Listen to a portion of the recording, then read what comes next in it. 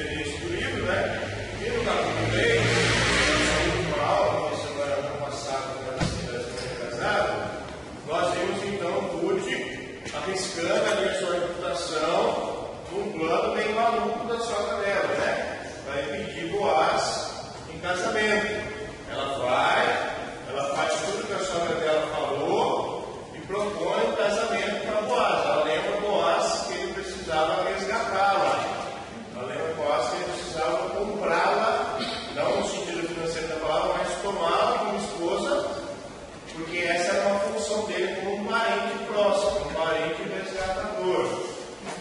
Boaz, então, se propõe a fazer isso, se propõe a casar com Ruth, ele se propõe a aceitá-la como esposa, mas ele lembra a ela, na verdade, ele explica para ela, provavelmente ela não sabia, ele explica para ela que havia um outro parente que era mais próximo que ele, que tinha o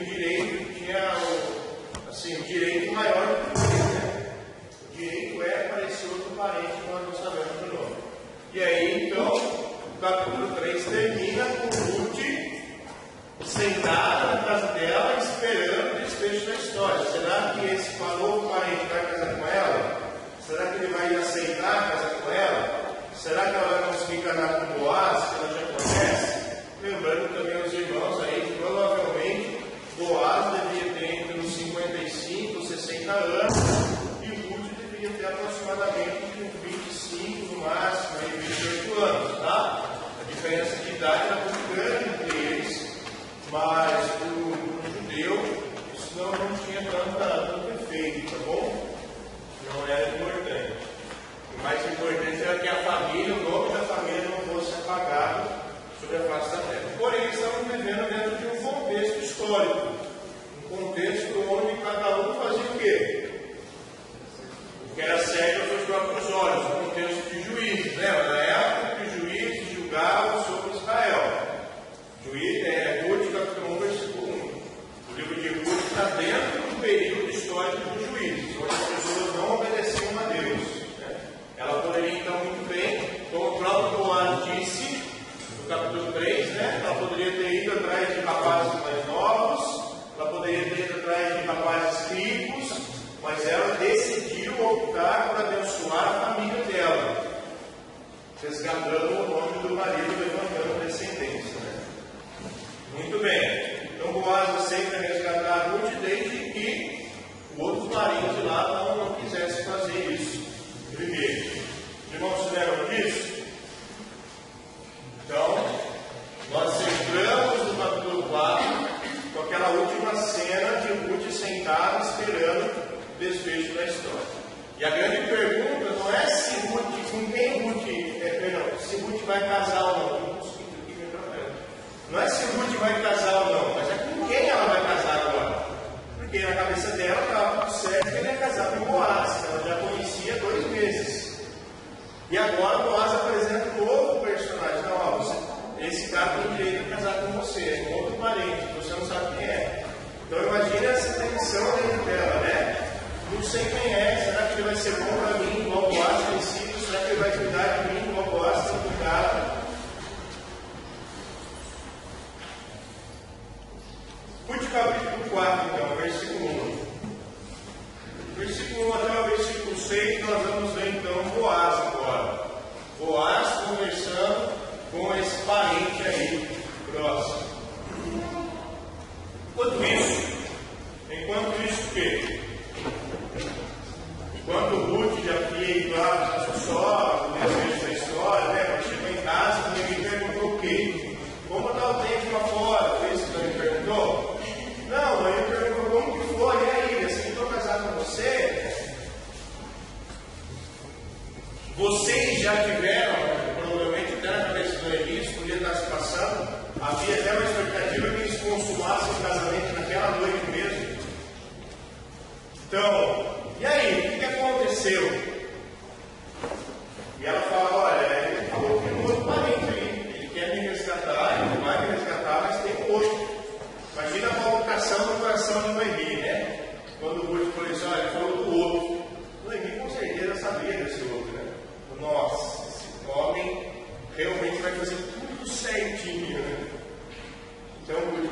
esperando. Enquanto isso, Boaz subiu a porta da cidade e sentou-se ali. A porta da cidade, gente, o portão da cidade, era ali o lugar considerado o mais importante da cidade, tá? Era ali onde os anciãos ficavam, onde os mais velhos de cada cidade ficavam, a fim de julgar os problemas, de condenar aqueles que mereciam pena de morte. Deuteronômio capítulo 25, a gente vai ver muita importância desses anciãos na porta da cidade. Então, assim como aqui no interior, os lugares principais da cidade, no interior do Brasil, qual que é o lugar principal da cidade? A praça. A praça o quê? Qual praça? A praça central. A praça do centro é o lugar mais importante da cidade, né? Na constituição de uma cidade judaica, o lugar mais importante era o portão de entrada. A porta onde você entrava na cidade, onde os velhinhos, os mais velhos, aqueles que tinham cabelo branco, maturidade para julgar as causas, ficavam sentados ali o dia todo. E se tivesse algum problema, eles iam lá então e ajudavam você a solucionar o problema. Lembravam a lei de Deus, julgavam as causas, tá bom? Uma pessoa era condenada à morte por um ancião. Então ele vai ali para aquele lugar, que era um lugar ali onde as causas eram julgadas, tá? Ele vai para o portão da cidade.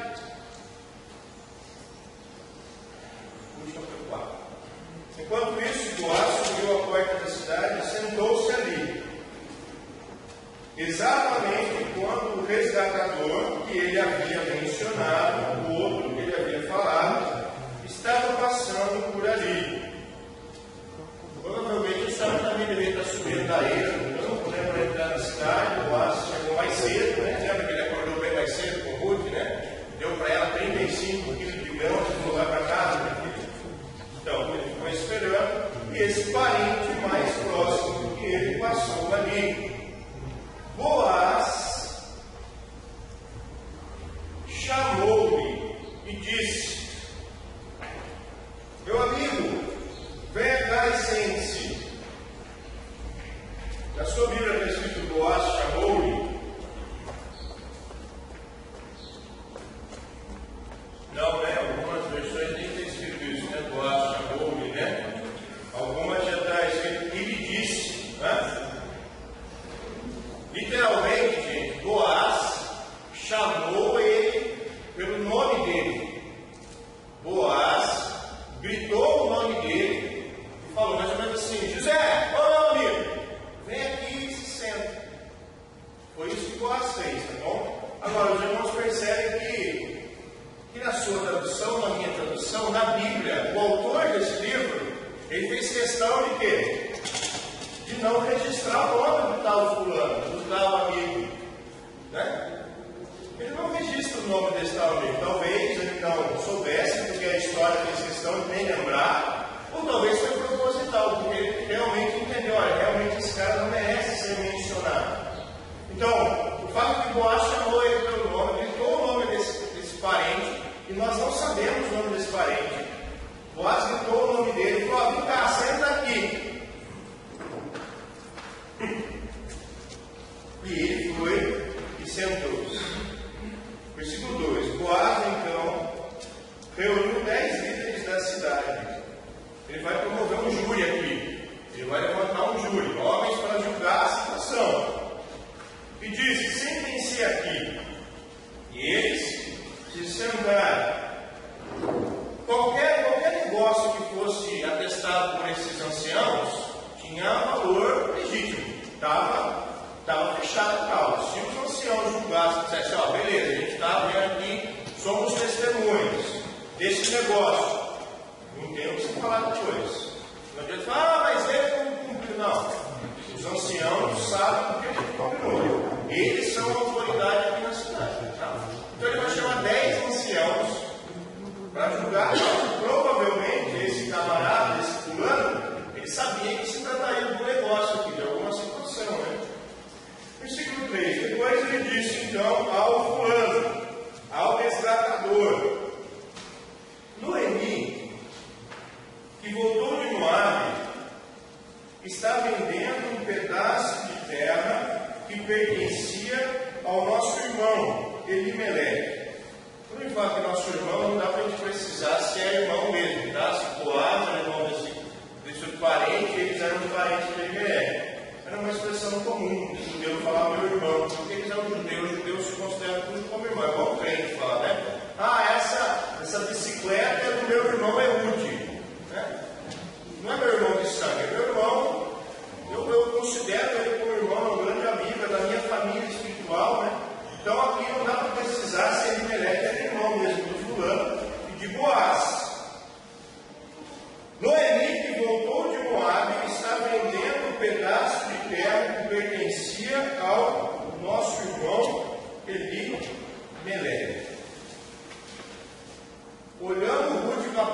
1 até o capítulo 3, em algum momento aparece essa situação aqui? Em algum momento nós vemos o campo de Elimelec, as terras de Elimelec? Não, é a primeira vez que aparece isso aqui. A gente nem sabia que ele tem um terreno, ele tem um pedaço de chão, esse camarada lá diferente. Que terra é essa? Que terreno é esse? É um terreno onde ele estava planejando construir a casa dele com piscina, a casa maior. Então, fora do limite da cidade. Tá? Então, ele queria fazer uma casa no campo. Aí ele comprou, brincadeira. São judeus não fazia isso, né? Só se você fosse o rei, alguma coisa assim. Provavelmente, esse campo aqui, que algumas versões usam a palavra campo, está vendendo um pedaço de campo, ou está vendendo um pedaço de terra que pertencia ao nosso irmão Elimelec.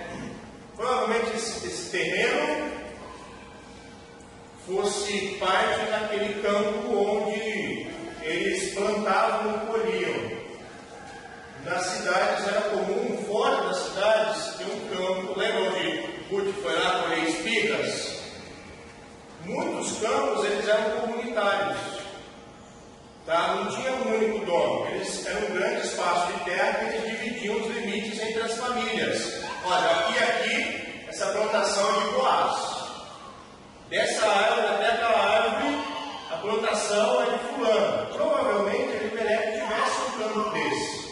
E quando estava faltando pão na casa do pão, quando eles não estavam conseguindo colher, ele foi então para Moabe. E aquele terreno ficou. Aquele pedaço.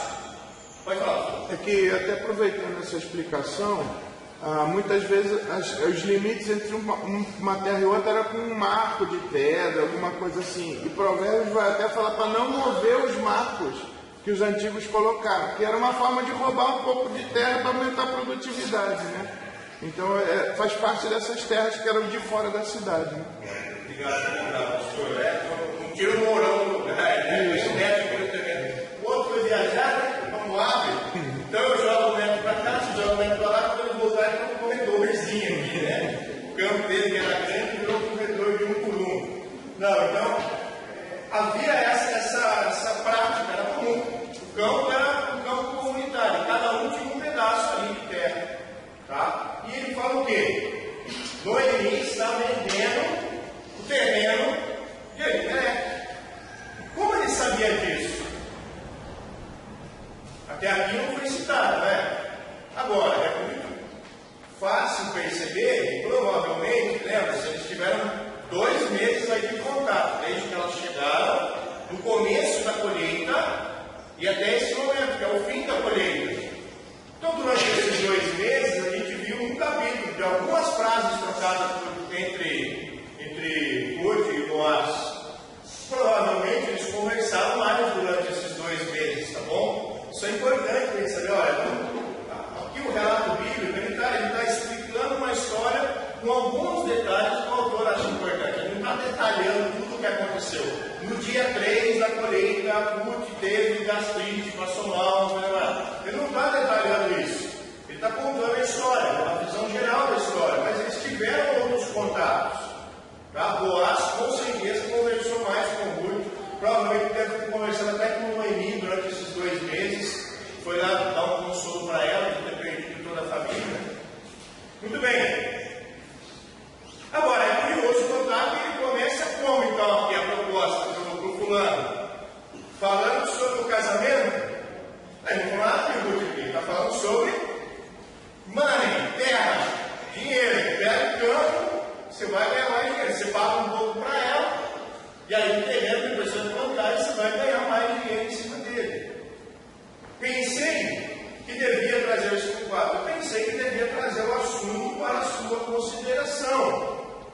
E sugerir que o adquira na presença destes, que aqui estão sentados, e na presença dos líderes do meu povo. Se quer resgatar esta propriedade, então resgate. Se não, diga-me para que eu saiba, pois ninguém tem esse direito a não ser você e depois eu. Eu a resgatarei, respondeu ele. fulano, o outro camarada. Então, o que Boaz também está deixando claro a intenção dele. Se você quer resgatar, você tem direito, pode resgatar. Se você não quer, me avise. Eu quero. Mas eu estou deixando aqui o direito. O direito é seu. Se você quer, pode resgatar. Eu quero. Respondeu ele. Boaz então me disse: só que tem uma coisa. No dia que você adquirir as terras de Noemi e da Moabita Ruth, versículo 3. Meu Deus, sabe tudo bem? Virou lá avesso, né, gente? Corre lá. Quem salva lá? Cadê o momento? Ela está muito. Versículo 3, ele disse o quê? Noemi, que voltou de Moab, está vendendo pela de terra. Versículo 5, ele vai explicar uma coisa. No dia em que você adquirir as terras de Noemi e de quem mais? Da Moabita Ruth, não é só dela terra. Ela não está sozinha. Ela tem uma nora, e essa terra também pertence à nora. No dia em que você adquirir as terras de Noemi e da Moabita Ruth, você também estará adquirindo a viúva do falecido, para manter o nome dele em sua herança, ou sobre a sua herança. Aqui ele vai incluir então o fato de que o cara precisava resgatar o campo, mas ele também precisava resgatar a esposa do falecido. Provavelmente, Noemi já fosse uma senhora mesmo, de idade mais avançada. Por isso que eles não vão falar: você vai se casar com ela, porque ela também nem teria como ter filhos. Mas, e a ideia do levirato, desse casamento, do resgate, era para que a mulher engravidasse e o filho que nascesse não seria considerado do homem que o fez, mas não só do homem que o fez, mas também seria considerado filho do falecido, para que o nome do falecido não se extinguisse sobre Israel. Tá? O mais importante para o judeu é manter o nome dele preservado para sempre, da família dele preservado para sempre. Não é à toa que a gente vai ver muitas genealogias no Antigo Testamento e algumas até no Novo. Porque para o judeu é importante lembrar o nome ser lembrado. Se o nome fosse extinguido, isso seria uma vergonha. Tá? Porque agora acabou, ninguém vai se lembrar dele. Mas fulano não, fulano foi respeitado, teve uma família respeitável, e o nome dele é preservado por isso. Oi.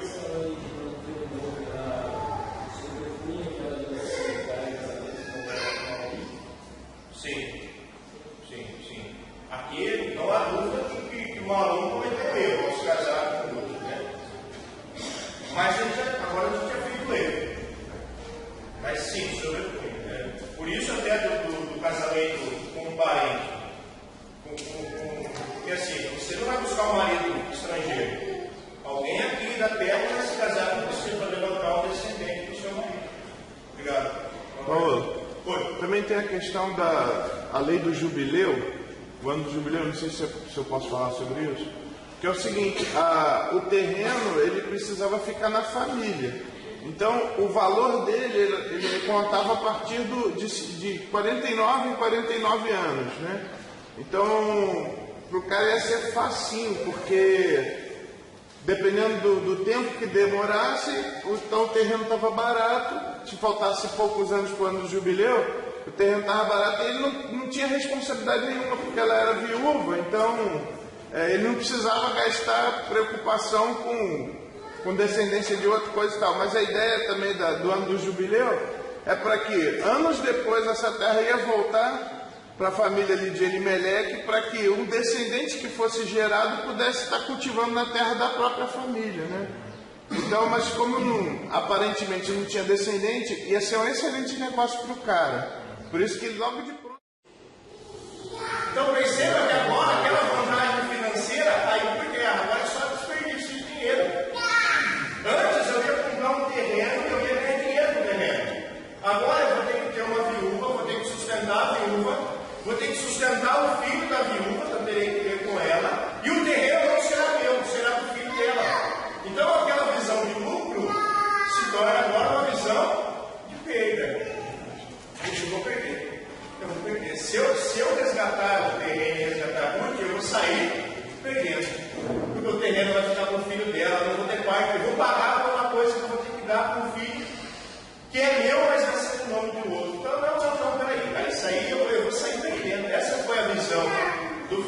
Perceba então que o autor bíblico parece que ele não incluiu o nome do fulano de propósito. Eu não sei, mas se o autor bíblico não fez, o autor da Bíblia fez. Porque o que é mais importante para o judeu? Qual que é o maior motivo de honra para o judeu? Ter o seu nome preservado. E o nome do fulano foi extinguido, foi esquecido. Ninguém sabe quem é esse camarada aqui. Porque ele se preocupou, não com o Ruth, se preocupou com a família. Lembra que Boaz fala a Israel, capítulo 3? Olha, bem-aventurada, minha filha, porque agora você está tomando uma decisão para abençoar a sua família. O fulano não. Ele vai dizer aqui, versículo 6, diante disso o resgatador respondeu, neste caso, não poderei resgatá-la. E ele vai falar, ele vai ser sincero, pois colocaria em risco a minha herança, a minha propriedade. Eu só vou ter gasto. Eu vou pagar por um terreno, eu vou sustentar uma mulher, vou ter que sustentar a viúva ainda de Elimelec, vou sustentar 2 mulheres, vou sustentar um filho, e depois eu tenho que dar o terreno para um parente, esse moleque, não, eu só vou perder esse negócio não é bom para mim.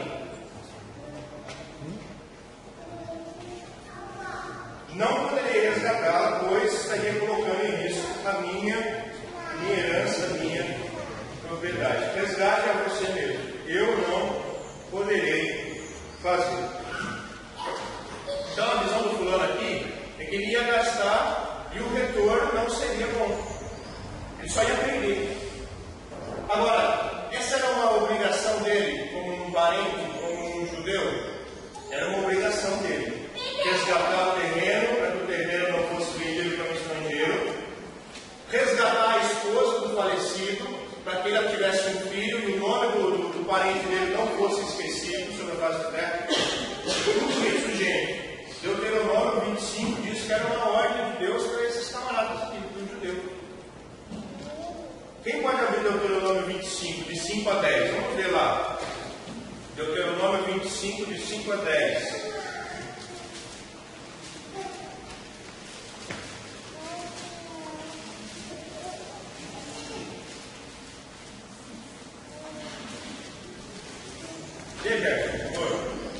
Se irmãos morarem juntos e um deles morrer sem deixar filho, a mulher do falecido não se casará com um homem estranho de fora. Seu cunhado estará com ela e a tomará por mulher, fazendo a obrigação de cunhado para com ela.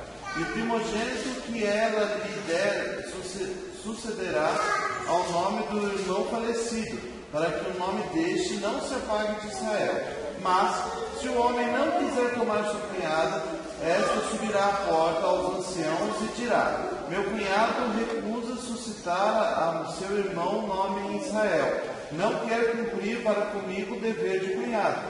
Então os anciãos da cidade o chamarão e falarão com ele. Se ele persistir e disser: não quero tomá-la, sua cunhada se chegará a ele na presença dos anciãos e lhe descalçará o sapato do pé e lhe cuspirá ao rosto e dirá: assim se fará o homem que não edificar a casa do seu irmão, e sua casa será chamada em Israel a casa do descalçado.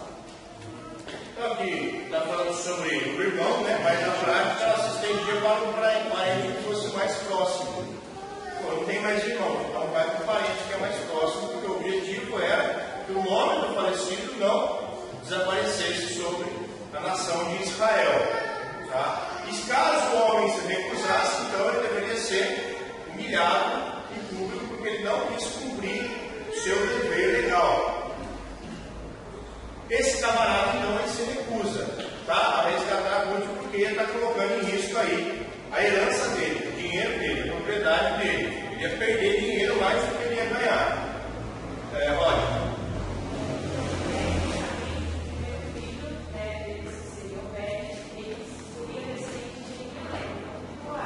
Certo. Mas na genealogia de Mateus, ele não é mencionado, é só Boaz, exatamente. Ele era considerado filho dos dois. Para que o nome do fulano não fosse esquecido, então ele era descendente de fulano, a terra do fulano era dele, era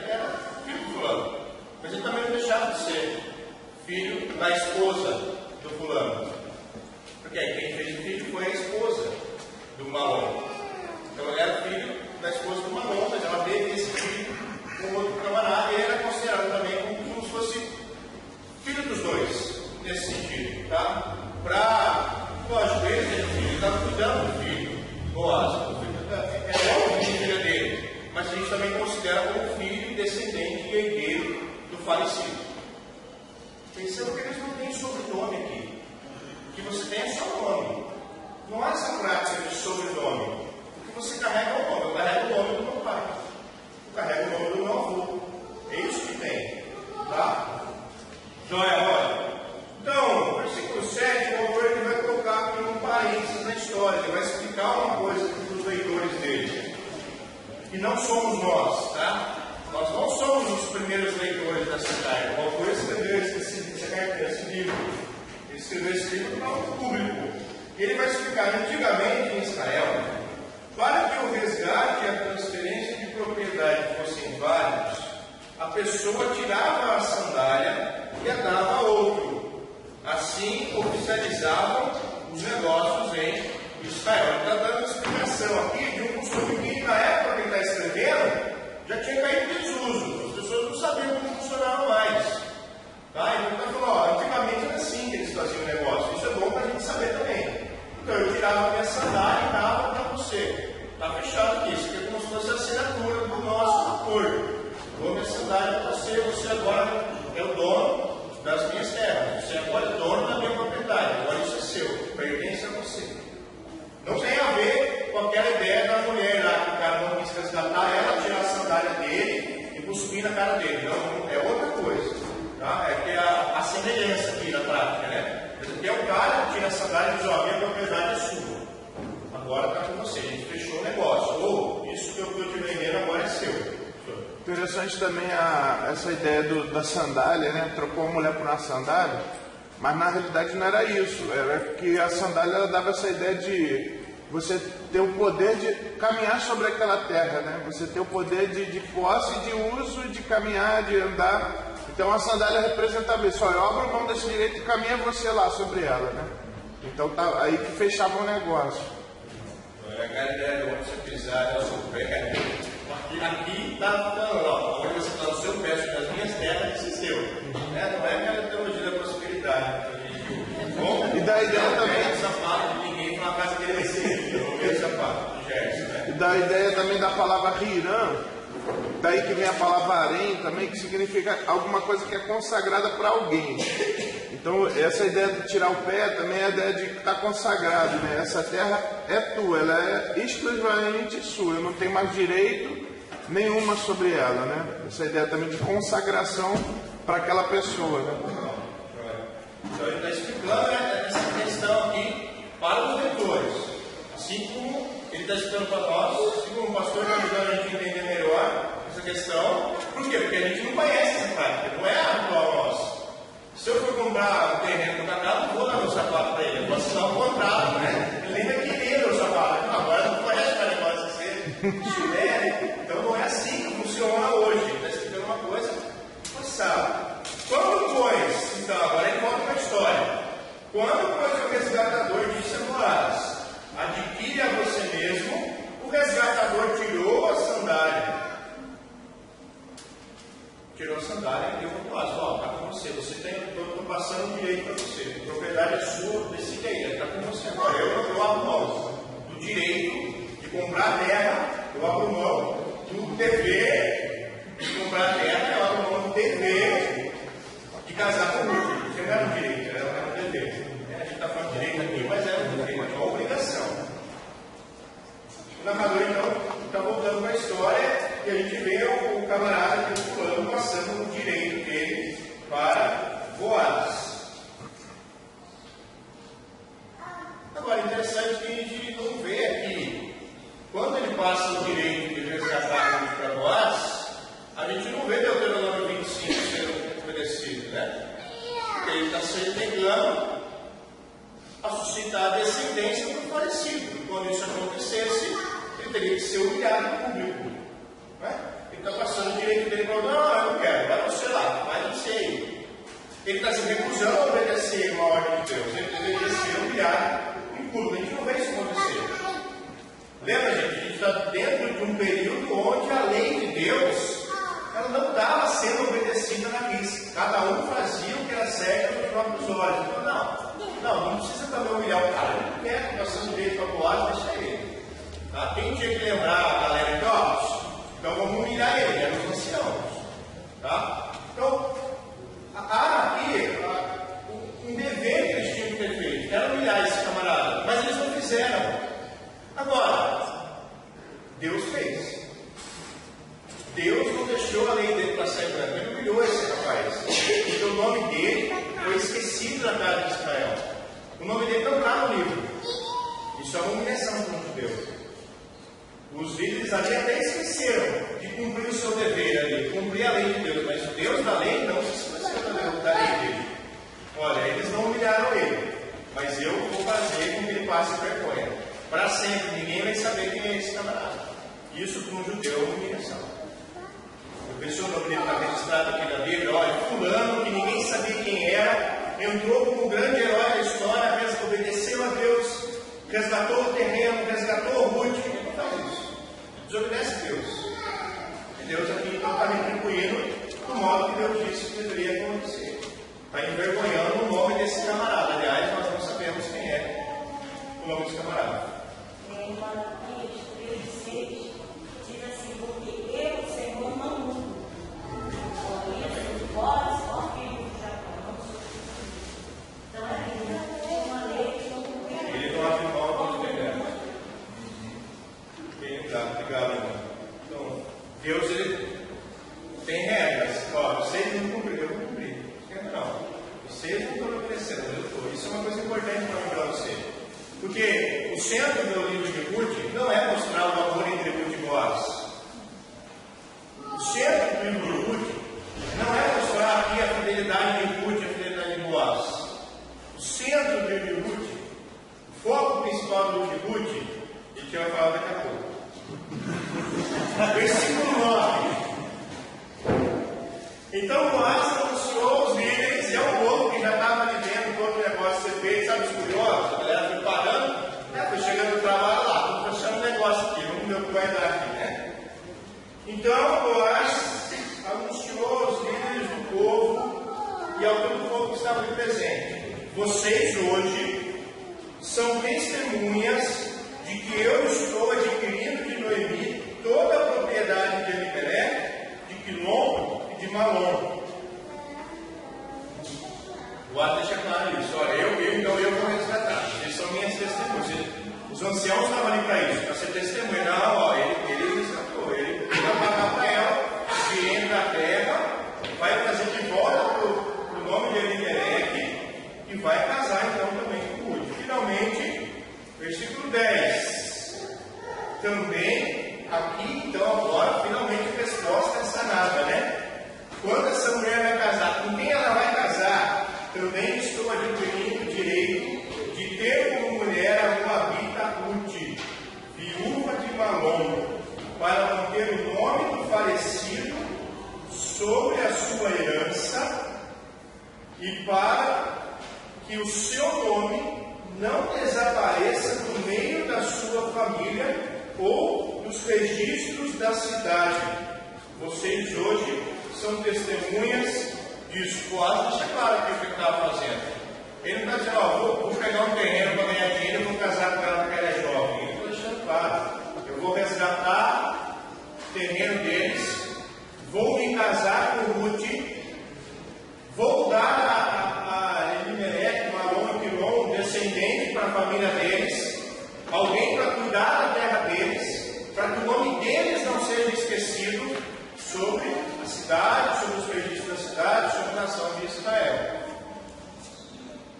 Ele deixa claro o que ele estava fazendo, qual era a tarefa dele. Ele estava exercendo a sua função de resgatador.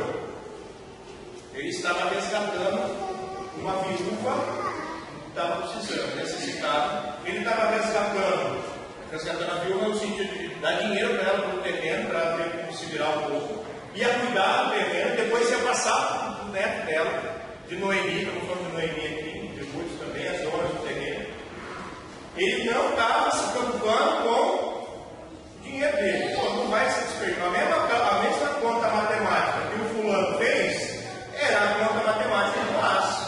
Vou comprar um terreno, vou ter que cuidar de 2 mulheres mais uma criança,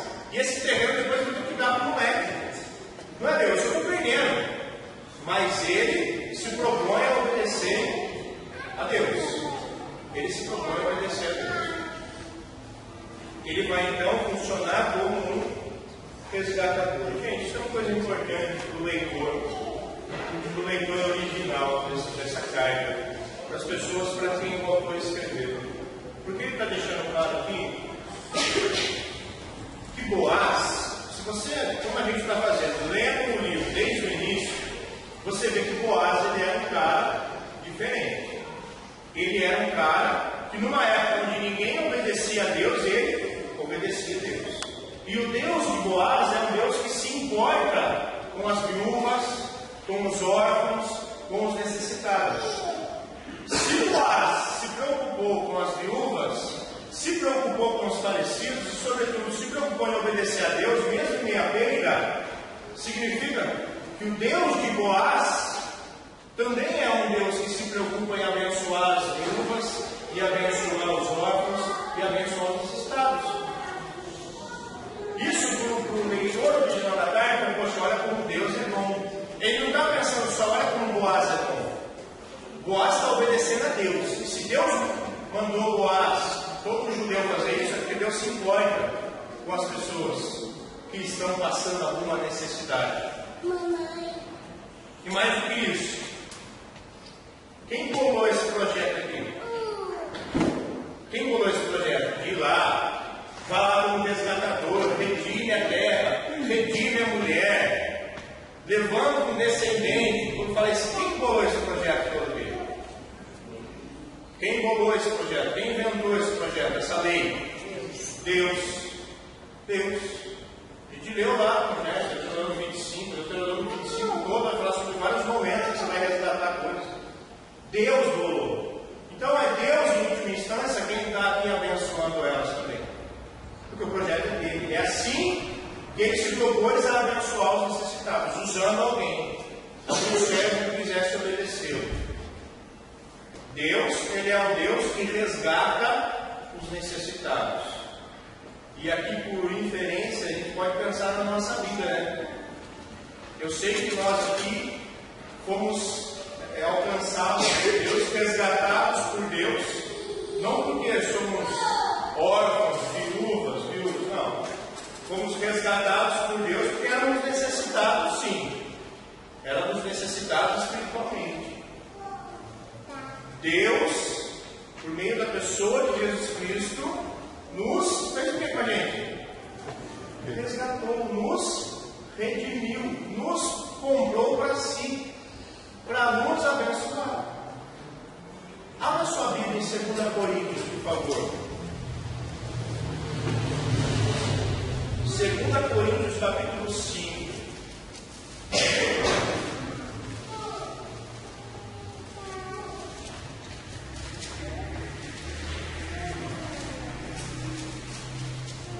Versículos 18 e 19.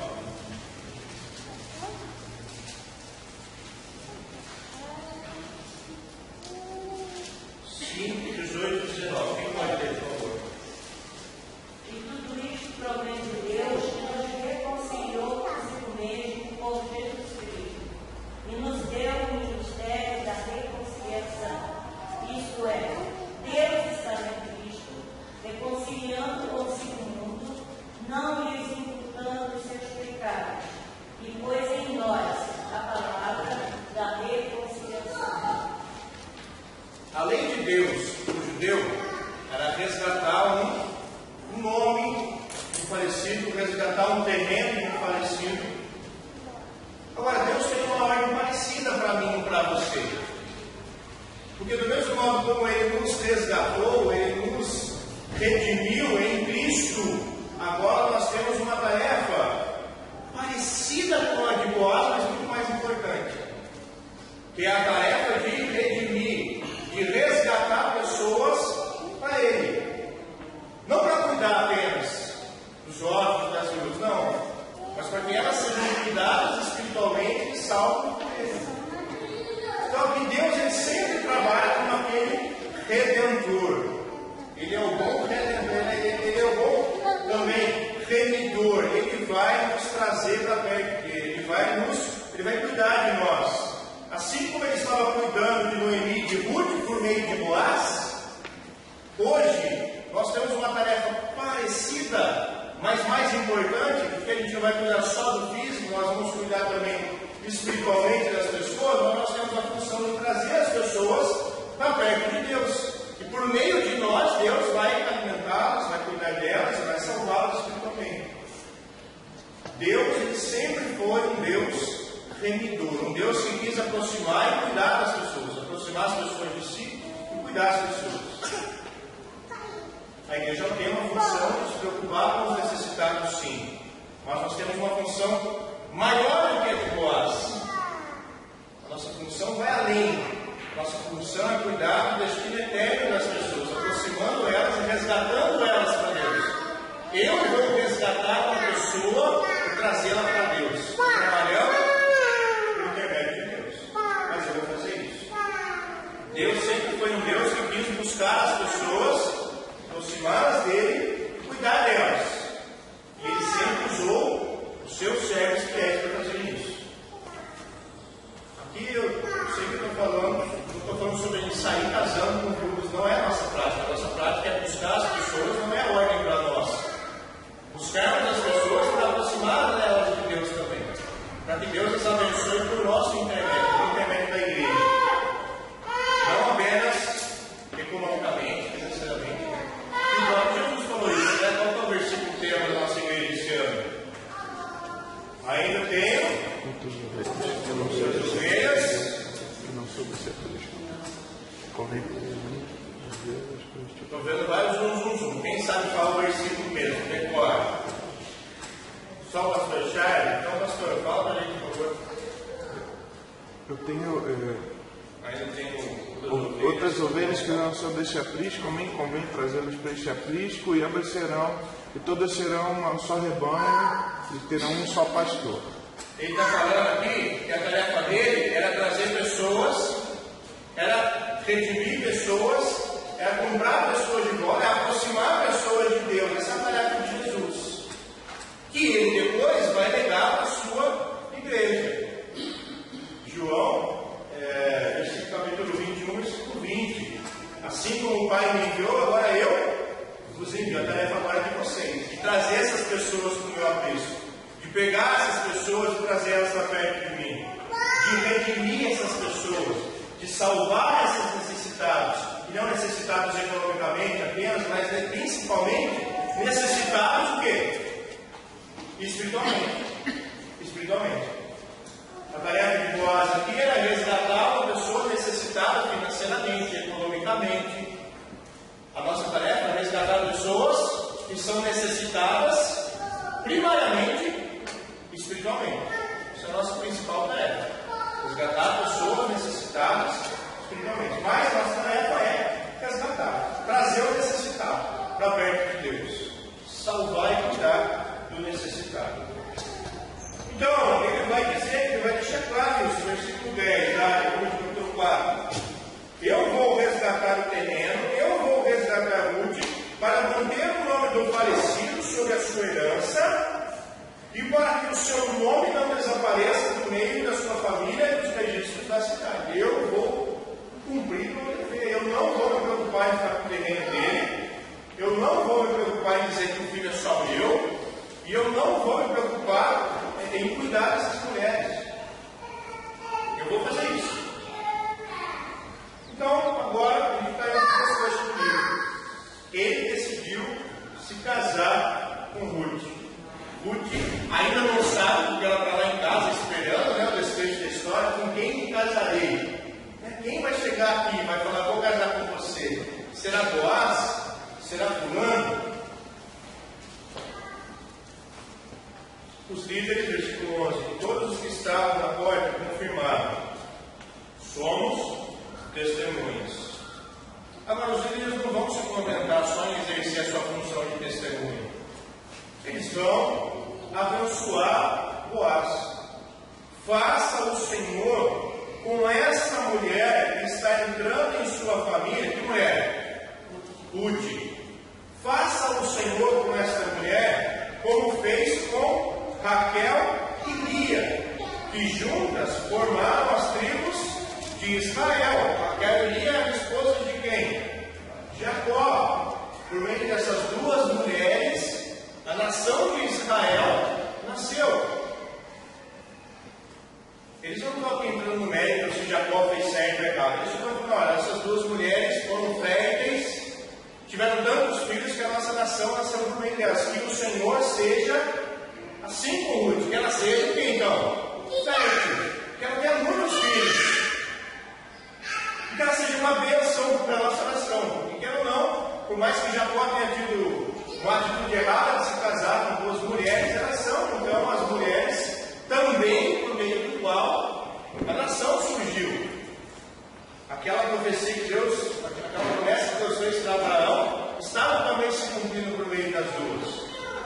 Que elas sejam férteis, assim como as esposas de Jacó. Seja poderoso, seja tu, Boaz, você, Boaz, seja poderoso em Efrata e ganhe fama em Belém. Aqui eles estão usando a mesma palavra que foi usada lá no capítulo 2 para falar sobre Boaz. Boaz, ele era um homem próspero, um homem de valor. Homem de valor. Seja tu valoroso. Ele já era valoroso. Que você seja um homem valoroso. E a Bíblia já havia dito, ele é valoroso. Você continue sendo assim. E que você ganhe fama em Israel, que você fique famoso em Israel. Essa foi a bênção dos líderes da cidade para Boaz. Detalhe, ele se tornou famoso em Israel. Talvez não tanto na época dele, mas até hoje esse homem é famoso. Para todo judeu e para nós também. Nós conhecemos a história dele, nós vemos quando ele foi fiel a Deus, usamos exemplos que ele nos dá sobre a fidelidade dele a Deus. Eles estão então abençoando o casal.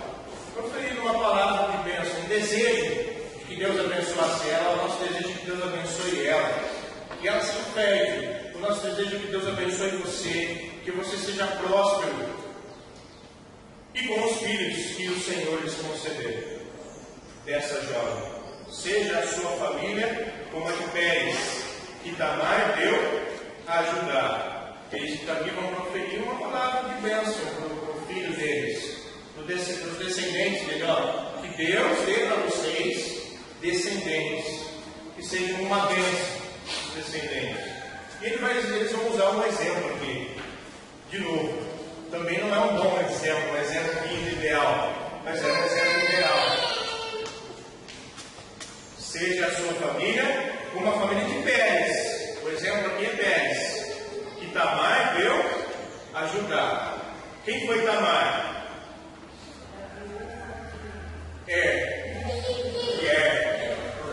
Filho de Judá. Judá teve um filho, ele se casou com uma mulher chamada Tamar. Ele não foi bom perante o Senhor, ele era um cara rebeldão a Deus. Deus levou ele para si. Tamar, então, teve que se casar com o irmão dele. E o irmão de também obedeceu a Deus, porque ele tinha relação sexual com Tamar, mas na hora de terminar a relação, para poder gerar um filho, ele não fazia, porque ele só queria se aproveitar dela, ele não queria ter um filho com ela, porque o filho ia dar dor de cabeça, ia dar gasto, ele não queria isso. Então Deus também toma ele para si. Então se sobrou um filho de Judá para casar com Tamar, e para ter um descendente para ela. Só que Judá ele se recusa a dar o filho mais novo para Tamar e se casar com ele. Gênesis, tudo isso está falando em Gênesis 38. Judá, esse filho de Jacó, ele se recusa a dar o filho mais novo para Tamar se casar com ele. Por quê? Porque Deus já matou dois desobedientes. Se ele der esse para se casar, e se ele der problema também, Deus vai levar meu filho. Vou ficar sem nada, não vou dar ele para se casar com ele. Então Tamar, ela vai enrolar o sogro, ela vai se vestir de prostituta, e ele vai então contratá-la como prostituta, sem saber que era a nora dele. E ele vai ter relação sexual com ela, e ela então finalmente vai engravidar e vai poder ter um descendente para ele, o marido dela. Para ele, o marido dela. Não é o exemplo mais lindo de história, mas isso mostra o quanto as pessoas obedeciam a Deus, o quanto o ser humano era rebelde contra Deus.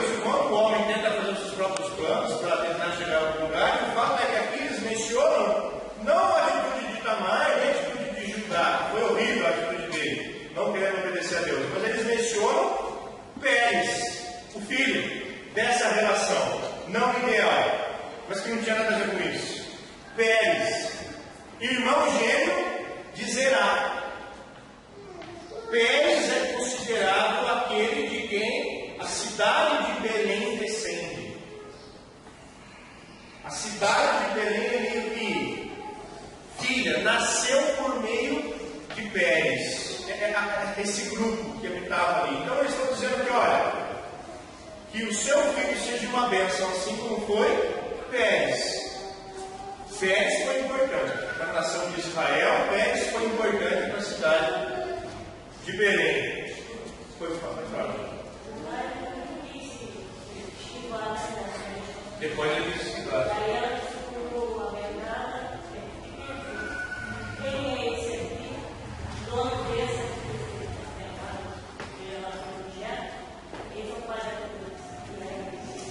ela já sabia, olha, ele já tentou me enrolar antes, eu vou engravidar e ele fala, esse filho não é meu. Então ela espertamente fica ali com o cajado dele, né? E depois ele vai embora, ele percebe, né? Feliz, depois de ter relação sexual lá, prejudica. E aí quando ela chega e fala, eu estou grávida, o filho é seu, ele fala, não é meu. Ele fala, esse aqui é pai.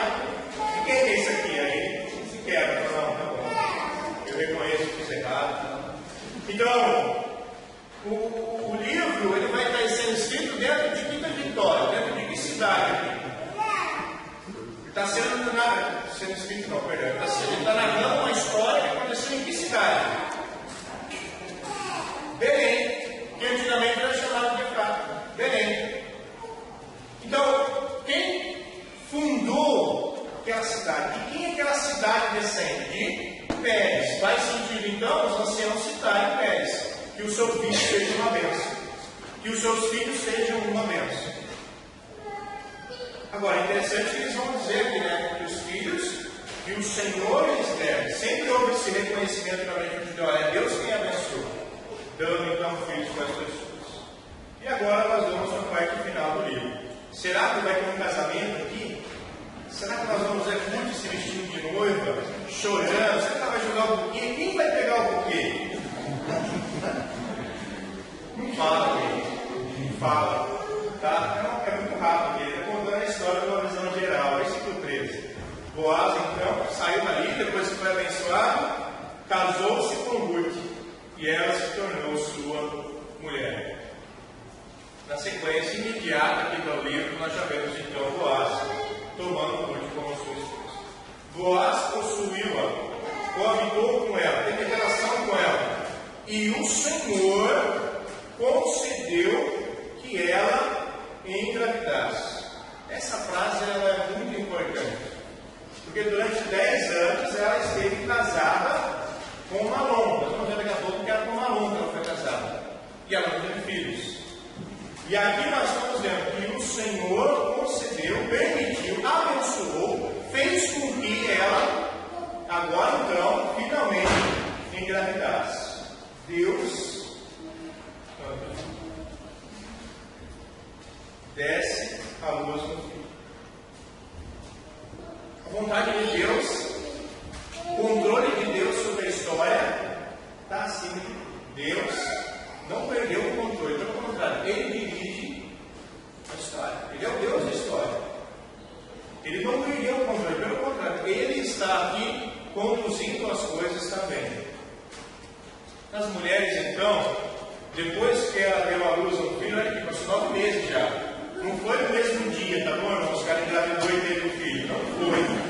Isso é geneticamente impossível, tá? Não foi. Mesmo dia, ela teve relação, ela engravidou e deu à luz um filho. Não foi no mesmo dia, foi depois de 9 meses, ou 8 e meio, uma coisa assim. Ela teve um filho. As mulheres, então, as vizinhas ali, disseram a Noemi: louvado seja o Senhor. As amigas de Noemi estão atribuindo tudo que está acontecendo a quem? A Deus. Elas estão percebendo isso. Que hoje não deixou você sem resgatador. Quando Boaz se casou com Ruth, teve um filho com ela, ele também estava resgatando a família de Noemi. você, Senhor resgatador, que o seu nome seja celebrado em Israel. Nome de quem? Nome de quem? Que seja celebrado em Israel. Do resgatador. Oi? Do resgatador. Resgatador. Qual que foi a oração dos homens lá? Que seja afamado. Faz o teu nome afamado em Belém. Que o seu nome seja famoso entre Belém. Quando a criança nasce, as mulheres dizem: olha, que o nome desse homem seja conhecido em Israel.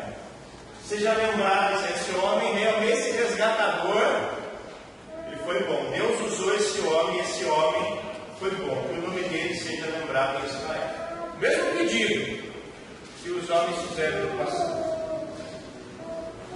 Versículo 15: o menino lhe dará nova vida. Quem está falando isso aqui? Ainda são as vizinhas lá, as mulheres, a amiga de Noemi. O menino lhe dará nova vida e a sustentará na velhice, pois é filho da sua nora. O menino lhe dará nova vida, pois ele te sustentará na velhice.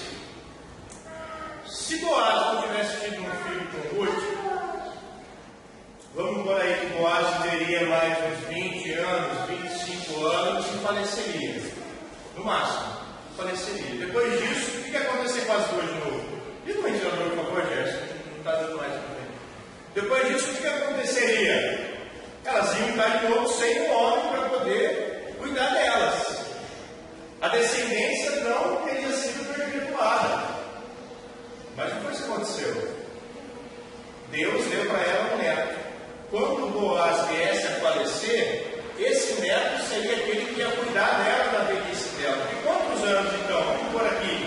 Que Boaz com 60 anos, você vê mais uns 25 anos, 30 anos. Quantos anos esse bebê ia ter quando Boaz viesse a falecer? Uns 25, 30 anos. E já seria um molecote. Seria um raparigo. Um homem forte, ia poder trabalhar, ia poder cuidar da mãe, ia poder cuidar da avó. Essa é a visão delas aqui. Consolador da velhice. Então, o neto, quando Boaz não tivesse mais, elas ainda teriam um homem ali na família, que seria agora esse menino. Pois ele é filho da sua nora. E olha que interessante aqui, o que elas percebem? As mulheres, olhando a história de fora, percebem o que em relação à nora? É filho da sua nora e o quê? Que te ama.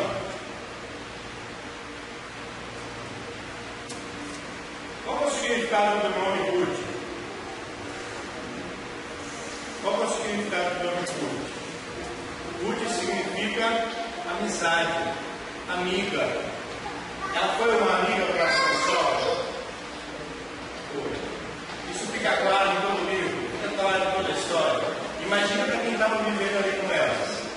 Vem para ela trabalhando de sol a sol para levar comida para a sogra, todos os dias. Imagina a visão dessas mulheres vendo, talvez essa menina que fosse até bonita, sendo cantada por vários rapazes lá e se mantendo firme na integridade dela. Tudo isso é perceptível para as mulheres da cidade, para as vizinhas de Noemi, para as amigas de Noemi. E ela se diz: ó, essa sua nora, ela te ama. Ela te ama. Essa é uma amiga fiel, ela ama você. E agora é interessante que elas vão falar sobre Ruth, sobre essa moça que realmente foi uma companheira fiel, uma amiga fiel. Ela é melhor do que 7 filhos. Ela é melhor do que 7 homens na sua casa. Ter um filho homem já é um sinal de uma bênção, porque o homem ele vai poder trabalhar, ele vai poder sair para a guerra, ele vai poder te defender. O número 7 ele representa para o judeu essa ideia do negócio ideal, da perfeição. E elas vão falar: essa moça é melhor do que 7 homens na sua casa. Olha o elogio que elas estão dando para a Ruth. Essa moça é perfeita. Essa moça é perfeita. É melhor do que 7 machos na sua casa. Olha quem é essa menina. Olha quem é essa Ruth. Isso fala muito sobre o caráter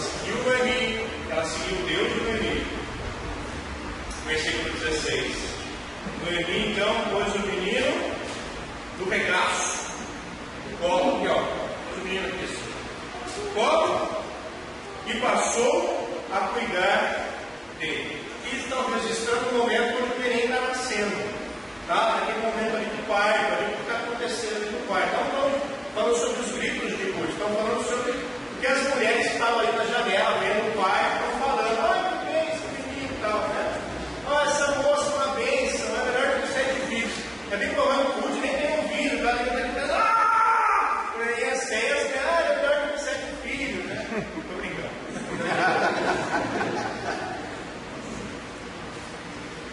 Noemi pôs o menino no colo e passou a cuidar dele. Quando Noemi voltou de Moabe, lembra que ela pediu para mudar de nome?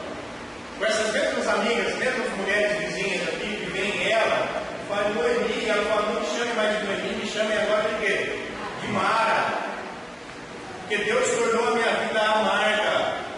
Menos de 1 ano depois, agora eu fico pensando que se passar na cabeça dessa mulher, que antes estava blasfemando contra Deus, agora Deus tornou minha vida uma desgraça amarga, e agora ela, com um descendente no colo.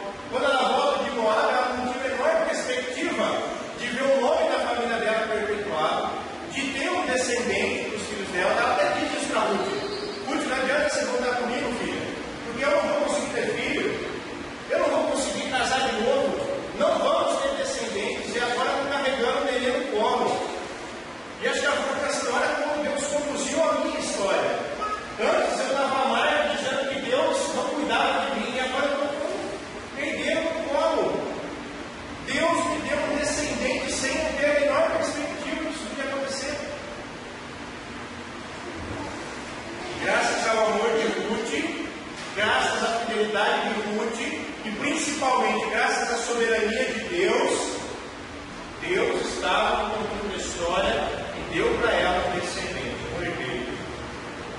As mulheres da vizinhança celebraram o seu nome e disseram: Noemi tem um filho. Então agora o filho também era considerado não só como filho de Ruth, mas também filho de Noemi. Ela tem um descendente. Esse garoto é da família de Elimelec. É de todo mundo, é nossa, da galera. Eu tenho um filho. Não é isso. Meu filho é da família aí, tá bom? É um descendente de Elimelec, um descendente de Malom, também aqui para resguardar o nome da família toda. As mulheres da vizinhança que não celebraram disseram: Noemi tem um filho. E lhe deram um nome: Parpiteira. Olha que mulherada parpiteira. Lhe deram um nome: Obed. Nós achamos que tem que chamar Obed. É pequenininho, Obed, né? Quem dava o nome para a criança era o pai. E as parpiteiras lá dão o nome para o menino. Tem que chamar Obed. O que significa Obed? Servo. Obed significa servo. E esse garoto, a ideia da cabeça delas é que tinha o quê? Servir para abençoar a menina velhice dela. Cara, quase é um homem muito bom. Só de levar esse menino aqui. Cara, está exagerando já. Eles acabam a ideia. Porque o menino que passa a chamar o velho. Eles ouvem aí o conselho, a sugestão das mulheres. Tá bom, o menino vai chamar o velho. Esse nome tem a ver. Este foi o pai. Agora é muito interessante como termina esse versículo. Quem foi o velho? Foi o pai de Jessé, pai de quem? Pai do rei Davi. Toda a história aqui, toda a história de Ruth, ela está conduzindo para este momento quando a gente está vendo aqui um outro personagem aparecer. Só aparece o nome dele. Então, se aqui aparece o nome do rei Davi, significa que o livro foi escrito quando o rei Davi, quando Davi já era famoso, quando já era o rei de Israel. Alguém escreveu uma história do passado sobre os avós do rei Davi. Como os avós dele foram fiéis a Deus, como Deus conduziu a história dos avós dele. O verso vai terminar com essa observação para um judeu maravilhosa. Essa é a história do nosso rei. Essa é a história do nosso. Cara, eu imaginei, eu achei que fosse só mais uma história, porque é a história do nosso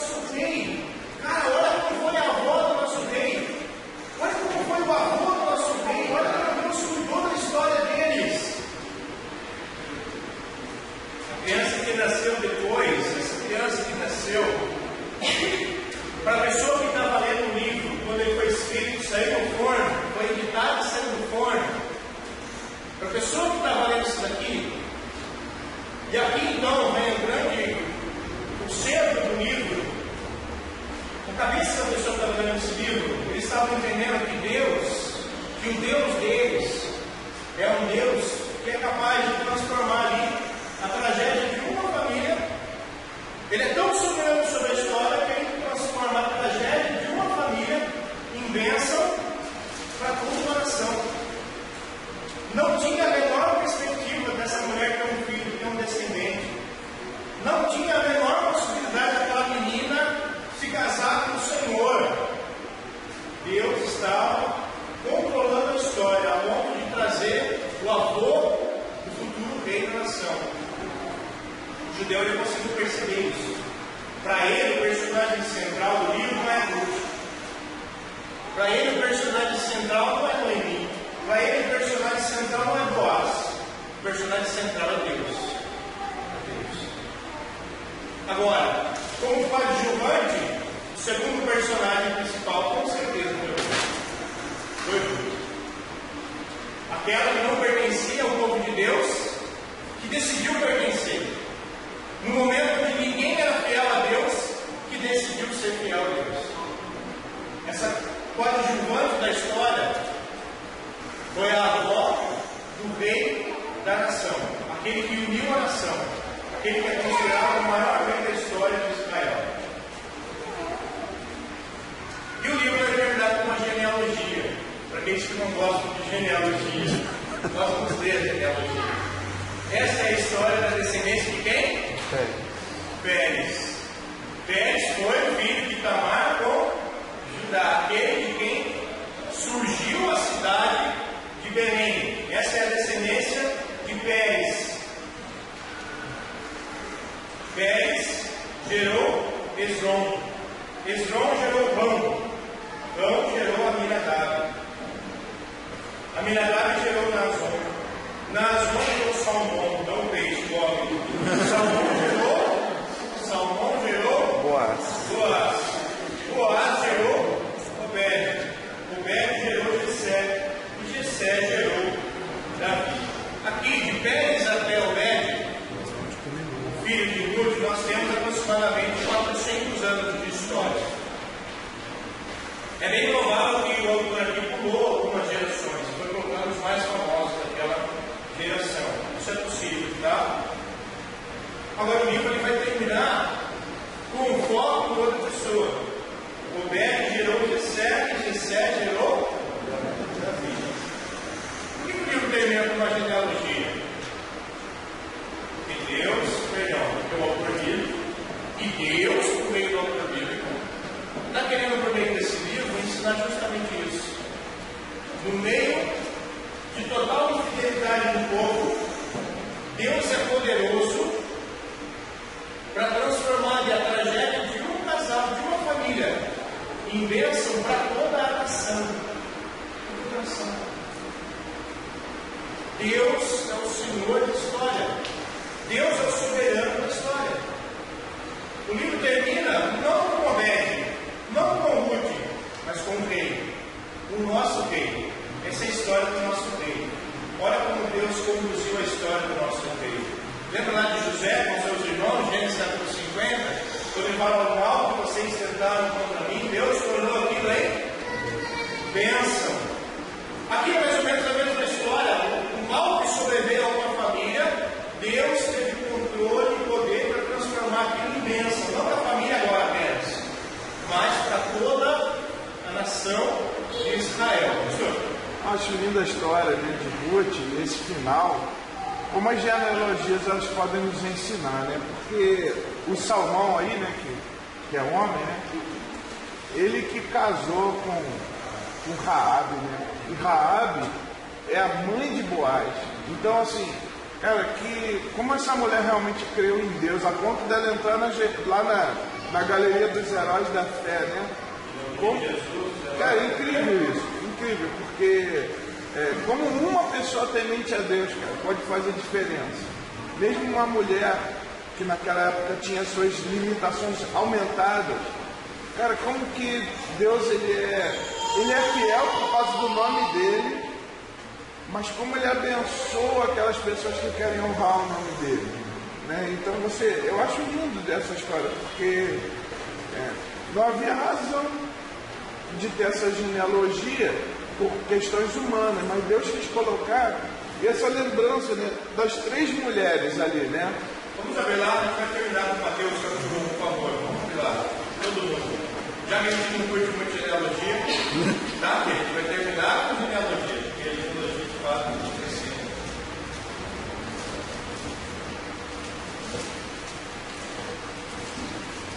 Mateus capítulo 1. Quer pastor Carlos? Sim. Livro da genealogia de Jesus Cristo, filho de Davi, filho de Abraão. Abraão gerou a Isaac, Isaac a Jacó, Jacó a Judá e seus irmãos. Judá gerou de Tamar a Pérez e a Zerá. Pérez gerou a Esdrom, Esdrom a Arão. Arão gerou a Aminadab, Aminadab a Naasson, Naasson a Salmão, Naasson a Salmão, Salmão gerou de Raabe a Boaz. Este de Rute gerou Obed, Obed Jessé. Jessé gerou o rei Davi, e o rei Davi a Salomão, da que fora mulher de Urias. Salomão gerou a Roboão, Roboão a Abias, Abias a Asa, Asa gerou a Josafá, Josafá a Jorão, Jorão a Uzias. Uzias gerou Jotão, Jotão a casa a Ezequias. Ezequias gerou a Manassés, Manassés a Amon, Amon a Josias.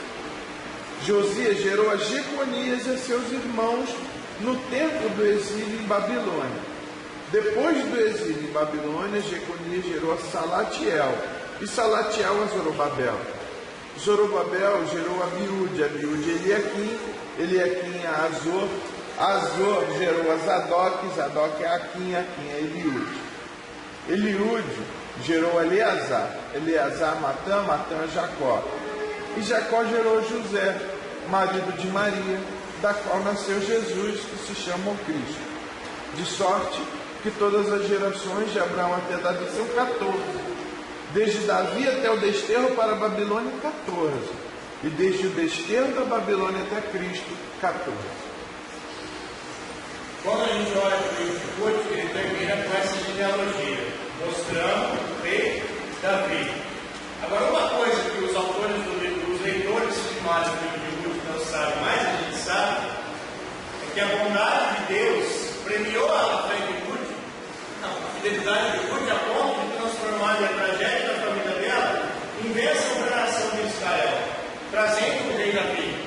Mas uma coisa que eles não sabem é que a fidelidade de Ruth foi abençoada por Deus, e Deus transformou ali aquela tragédia de uma família em bênção não só para Israel, mas agora em bênção para o mundo todo. Jesus Cristo, neto de Ruth, neto de Raabe, mulheres que não pertenciam a Israel, mas que foram fiéis ao Deus de Israel. Tamanha a fé delas. Deus abençoou a história por meio dessas duas mulheres. E na época delas, eram mulheres rejeitadas pela sociedade, mulheres colocadas de lado pelo povo. Mas foram mulheres fiéis a Deus. Os leitores não sabem disso, mas agora quando a gente olha para outra genealogia de Jesus, nós vemos isso. Ruth e Boaz não foram uma voz só do rei Davi, eles foram uma voz do Deus Jesus Cristo. Deus transformou a dificuldade de uma família pela fidelidade de uma mulher, por causa da fidelidade dela, porque ela poderia não ter sido fiel, ela poderia ter se casado com um jovem, ela poderia não ter ido trabalhar no campo, nunca ter conhecido Boaz. Pela fidelidade de uma jovem, Deus abençoou uma nação. Pela fidelidade de uma jovem, Deus abençoou o mundo. Eu e você somos abençoados pela fidelidade de Ruth. E por meio dela nasceu o Deus, o Rei Jesus. Eu acho legal também essa questão Eu acho que isso, talvez que eu esteja mais sensível, né, por causa dessa questão de filho, né? Porque eu fico imaginando Davi lá nos campos, lá cuidando das ovelhas, mas o relacionamento que ele tinha com Deus, lembrando da própria história da família dele, né? Então, como que é legal a gente investir na vida dos nossos filhos, contando um pouco do que Deus fez conosco, né? Da história de Deus na nossa vida, na nossa história, porque eu tenho certeza que isso fez uma diferença na vida de Davi. Porque como que ele soube do Deus de Israel? Ele nem sabia quem era Samuel, que foi um homem fiel a Deus. Com certeza ele sabia da história de Deus na família dele. Como é que o vovô foi? Porque essa genealogia era passada para os filhos, né? Então essa história de Ruth, que incluía Davi, a ponto de Davi querer, e aí também a questão que você falou, né? Davi como rei querer tornar essa história pública. Possivelmente isso foi escrito quando Davi era rei. Por isso que ele quis escrever também. E eu fico imaginando como isso influenciou o caráter dele. E isso vem para a minha vida, assim.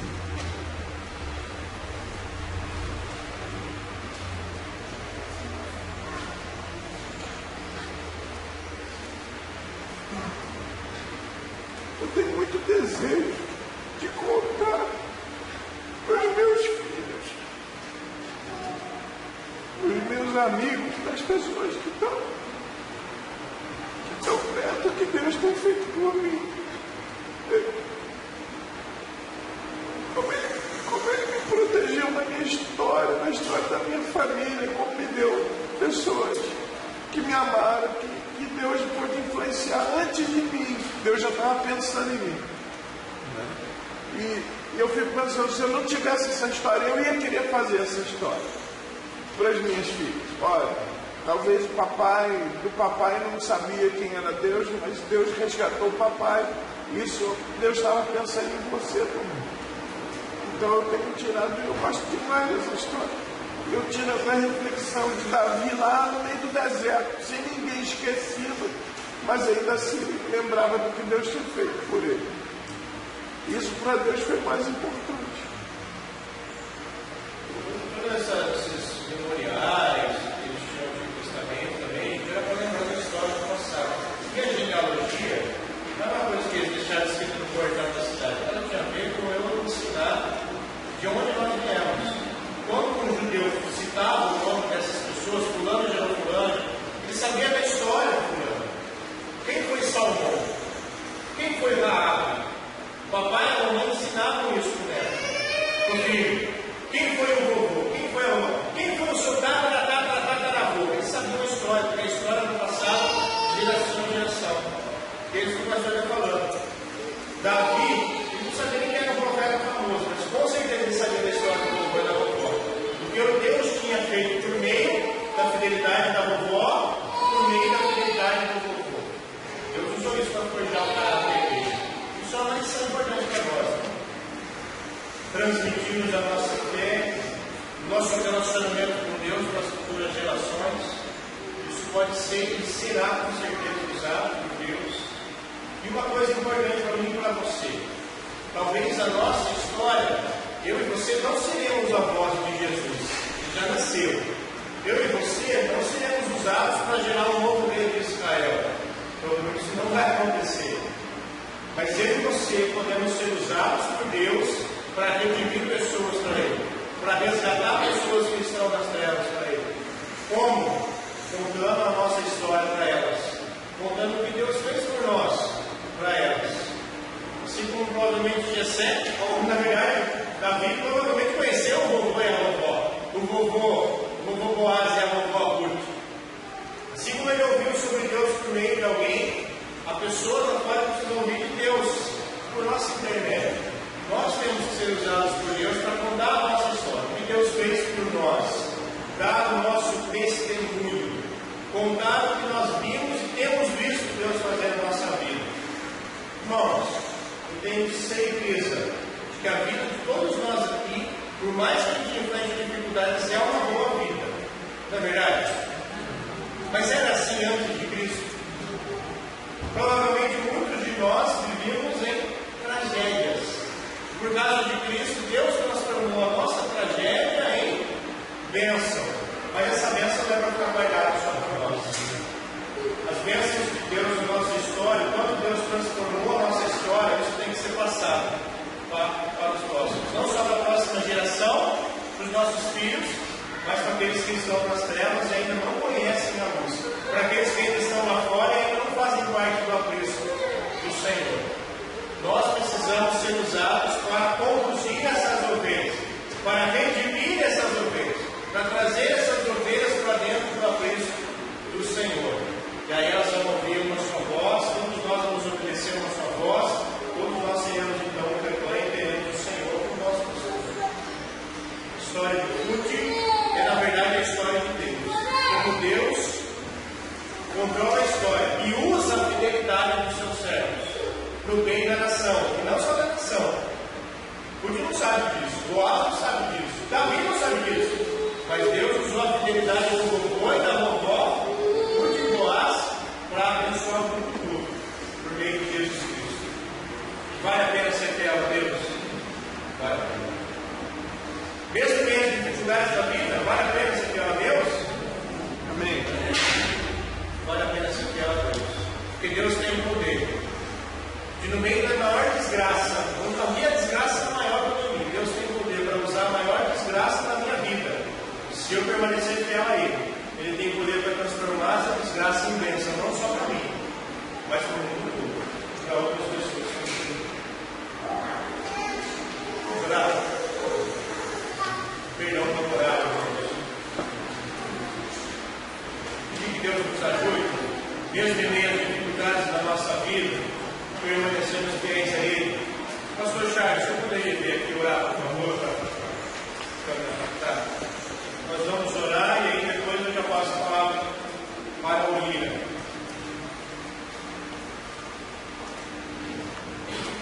Senhor nosso Deus, nosso Pai, nós queremos agradecer demais, Senhor, pela tua fidelidade nas nossas vidas, pela tua graça e misericórdia. Ó Deus, nós não temos noção de como será a totalidade da história da nossa vida, mas já podemos ver, ó Deus, a tua mão nela.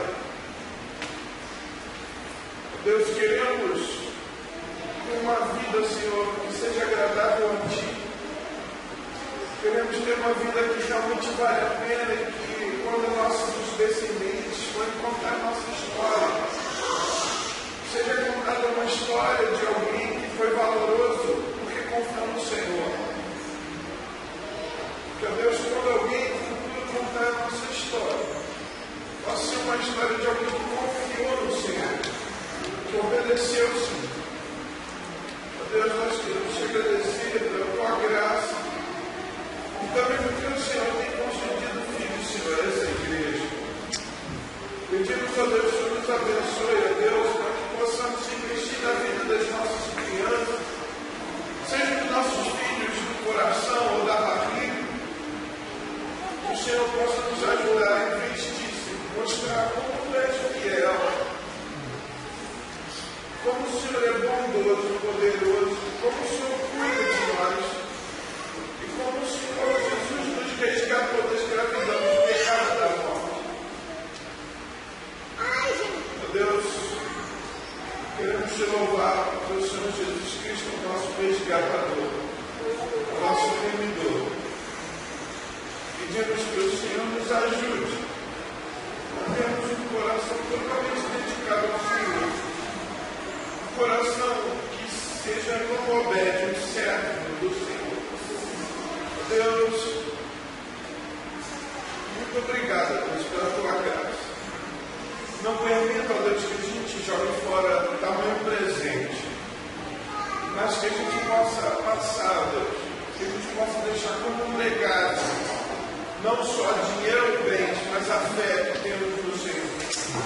Porque aqueles que nos precederão, que virão, aqueles que nos sucederão, que possam carregar essa fé também, com eles e com sua descendência. Ó Deus, muito obrigado pela tua palavra. Quero te louvar muito pela vida do pastor Paulo. Ó Deus, pôde estar fazendo essa exposição, ressaltando, Senhor, o Senhor. Seja louvado, Senhor, o teu nome, pelo teu servo falou, pôde trazer a tua palavra de forma tão clara para nós. Que o Senhor possa recompensá-lo também. Desde já peço pelas suas filhas, que não estão muito bem de saúde, que o Senhor possa estar curando elas, abençoando elas. Também sua esposa. Deus, muito obrigado. Eu quero pedir também de forma especial para aqueles que ainda não têm filhos, que o Senhor possa estar abençoando pelas grávidas, elas protegendo, e que cada papai